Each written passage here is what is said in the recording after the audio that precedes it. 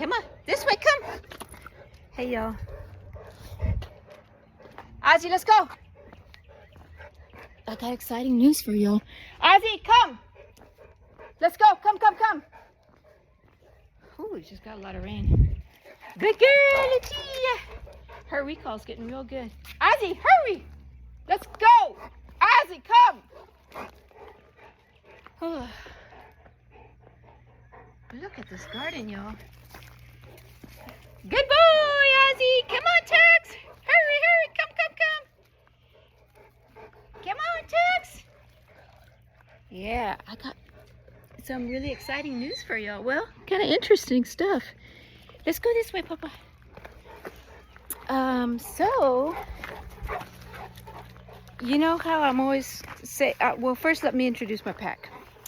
For anyone that's just tuning in, new to the channel, this is my pack. Ozzy is the Alpha Cane Corso. He's the oldest. He's about 4. Come on, Tux! Hurry! Dolce is my second Cane Corso. She is the dominant female. Very dominant. Dolce. And then Lucia is the other gray brindle. She's actually a puppy. She's 8 months old. Lucia! Come on, Lucia! Come on, Lucia! Come! Lucia! And then Tux is the... Well, there's Lucia. Good girl! Her recall is getting really good. Good girl, Lucia. Yeah, Lucia's very tall. She's very tall for her age. Let me go get Tux. So Tux is the 4th one. He's the pit lab mix. Well, or is he? So that's what I want to do this video about. As soon as I can get him back. Come on, Tux, hurry. Let's go. Tuxie, come. Tux, come. Tux.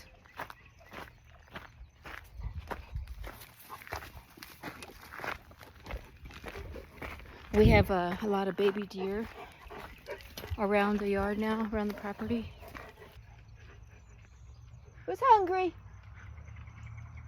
Tux, come. Come.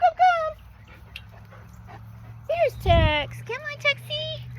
Yes, so I've been saying when I introduce the pack about Tux, I usually say, and this is Tux, he's my pit lab mix. Pitbull mixed with lab. Doesn't he look like it?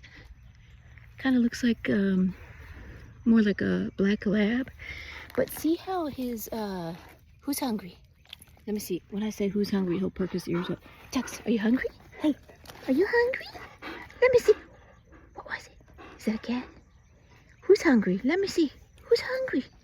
I'll get him to do it in a second. But so he's got like the part that looks pit to me is the wider skull base here, almost diamond shaped.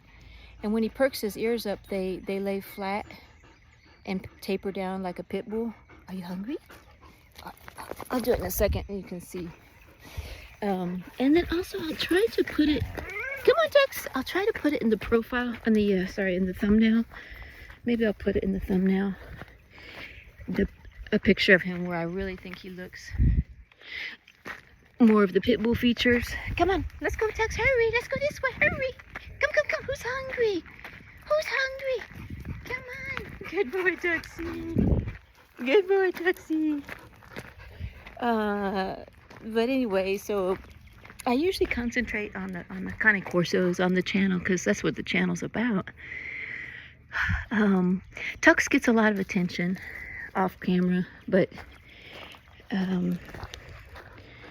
yeah, he's my rescue dog. I got him from the Humane Society about 4 years ago. I want to say he's probably about 6 or 7 years old. Come on, Tux, hurry, let's go see. Hurry. Good boy, Tux. Now he's a really good boy. He's got a high prey drive though. Oh, be gentle, Oz. And get back, Oz, get back. And he's neutered, of course, because he's from the pound. So I have the 2 males and the 2 females. Ozzy's the male Cane Corso, Tux is my male, and then Dolce and Lucia are female. So, Tuxie, let me see you, baby. Let me see. So he's very docile, and that's really the only reason that I can have 2 males. Look at Ozzy standing up next to him. It's because, see, Tux always submits. He's a submissive dog. If you just meet him for the first time, he'll roll over, show his belly. Come on, Tux. And oftentimes, even if I'm walking past him in the house or something, he'll put his ears back and he'll roll over, show his belly. So it was never a problem having 2 males, but anyway, so that's about Tux. And let me see if I can get his ears to perk up. Oh, Tuxie, what was it? Oh, who's hungry? Are you hungry? Are you hungry? You ready? We have to go. We have to go. Tux, we have to go. Okay, did you see? We have to go. Did you see how when his ears perked up, how they kind of lay flat and then they taper? That part to me looks a little Pitbull. But, so I did a genetic test. I did the Embark genetic test. And I had posted a video earlier of how I did it on Lucia, the Cane Corso puppy. Because I was thinking she's so tall for her young age of 8 months that I thought, could she have some Great Dane in her? But no, she's 100% Cane Corso. Well, at that same time, I had done a genetic test. I sent the same day, I sent one off on Tux. You know, because I assumed he's Pit Lab. When I picked him up from the pound, they told me he's a Pitbull mix, probably with Lab. You know, and all the vets and everything that I took him to, they agreed, yeah, he could be part Lab. A little bit of American Pitbull Terrier in his bloodline. Well, his results weren't ready at the same time as Lucia's, but I just got them back today. I got his results back today, y'all. So I'm excited to share with you what kind of mix he is. So drum roll. Tux is 60, or a little bit over 60% American Pitbull Terrier. So we had the Pitbull part down right, but here's the surprise. There's no Lab. There's no black Lab or any Lab in his bloodline. That was a big surprise to me, because a lot of people agreed that he looks like he may have some black Lab in him. And he has more Pitbull in his blood than I thought he did. So 60% Pitbull. So what's the other 40%? Here's the big surprise. He's about 10% mini pin, miniature pincher. I would never have guessed that. Miniature pincher. Maybe that's where the longer muzzle comes from. And then about 10% chow chow. Never would have guessed chow chow. Tuxie, what's this? So 10% chow chow, 10% miniature pincher. And then, so that's 80%. So what's the other 20%? I'm gonna put on the screen in a minute here the results so you can see them. But the other 20% or so, they say is just mutt or mixed, and then you click on that, like, what does that mean? And it says there's about 3 or 4 breeds that makes up that mixed part, and it's I think they said German Shepherd, Siberian Husky, and there was one other one. Boxer. Siberian Husky, German Shepherd, and Boxer. Which the Shepherd part I can kind of see that his face looks like it could be a little bit of a Shepherd in there. But isn't that interesting?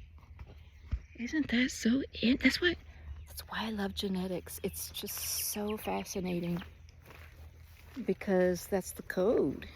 You know, when you read the genetics, you really crack the code. What makes up a dog? And it tells us things we would not have otherwise known. We assumed he was black lab. So fascinating. And oh, here's the other very cool thing about that genetic test. So it tests a panel of about 244 known genes that are known or associated with health abnormalities. So either, ooh, she got in trouble. She's in his face. That's a no-no. You don't get in a dog's face like that. Ozzy, even though he's alpha, he's a tolerant alpha. A lot of alphas will not even take that for a second. And she repeatedly will do it. And then she'll roll over whenever he corrects her. It's getting less frequent though. See right there, she got the message a little bit. She stopped doing it. But anyways, I'm about to get a sunset. So, of the 244 genes that was tested in Tux, there were 3, and I'll post the results. There were 3 that they detected. One of them is higher risk than the others, so they show it in red, and it's a gene for that puts them at a higher risk for mast cell tumor. M-A-S-T, mast cell. A lot of y'all know about this tumor in dogs. It's a mast cell is just it's a type of white blood cell. You know, like you have neutrophils, you have monocytes, you have macrophages, you have eosinophils, and you have mast cells, and they all play a role in the body. Mast cell is usually associated with inflammation and like itching when it releases its granules, similar to eosinophils, but they can become clonal and just proliferate and form a tumor. And so it's not uncommon in dogs, but anyway, yeah, this genetic test picked up that Tux may be predisposed to that. It doesn't mean that he'll develop it. It means that he's at higher risk in developing it. And because environment also plays a role, you know, if he's exposed to certain triggers in the environment, it may, you know, all the cards line up and he's got that gene, so he may develop it at some point, but he may not. So far I haven't seen any lumps or bumps or anything that may be suspicious for a mast cell, but I'll just, that's the cool thing about this test. Now I know to kind of keep an eye out for that, you know. I'll be a more, you know, higher alert for that. Oh, but isn't that just the coolest thing ever? I just love knowing all this information about my dogs. Now, it is kind of an expensive test, though. I think it's, I forgot what I paid. It's over $100, approaching $200. But totally worth it to me. I mean, it's totally worth it because I got all this good information. And I got to, I've always had that burning question, you know, like, what is Tux? What kind of mix is he? So that means I gotta stop saying when I introduce the pack, and this is Tux, my pit lab mix. I can't say that anymore because he's not lab. So maybe I'll just say this is my Pitbull mix, because he's more than half Pitbull. Although, I don't know if y'all noticed, but a lot of commenters, a lot of people get really even angry. They're sensitive, but even angry if it's not 100% pure American Pitbull Terrier and you use that name anywhere to describe the dog. Even if you say mix, they'll say, oh, why everybody has to assume that dog's a Pitbull? That's not a Pitbull. Where's the Pitbull? and I always have to comment back saying, yeah, I know, I'm not calling him a Pitbull. I'm calling him a Pitbull mix. because he does have Pitbull in his bloodline. I mean, it's just like saying, this is my German Shepherd Husky mix, you know, or whatever. It's just a term to describe what mix is in the dog. But so I can't say pit lab anymore. But anyway, so yeah, I just wanted to show y'all that and talk about that, and like I said, I'll post the results here on the screen so you can see what they look like. See, what is it, Papa? Oh, they see something out there. They sense something. What is it, Dolce? Let me go check that out, what it is. I hear the neighbor's dog barking. Lucci! Lucci! I may get Ozzy a genetic test. I probably will.